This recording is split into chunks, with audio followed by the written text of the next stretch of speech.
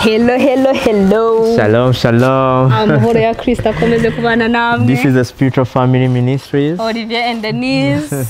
We live for Jesus Christ. And for you, amen. Yeah. Uyu munsi rero ni kuwa kabiri. Harabura. Harabura Itariki isigaye mukunzi. Ubundi tugerageze. Harabura gato cyane ndongera kubibutsa ko gahunda ni yindi no guhurira mu bukwe hehe.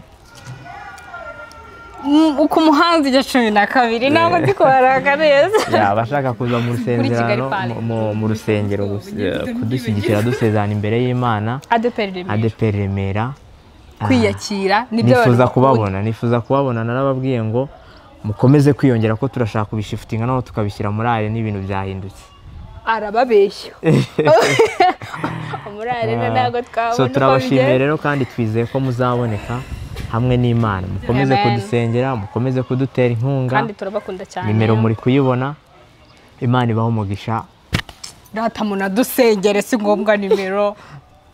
Umutima ubiguhase bikora utabigo senga pfuka musenge. It's okay. Turabakunda cyane. Bye bye, ciao ciao. Bye.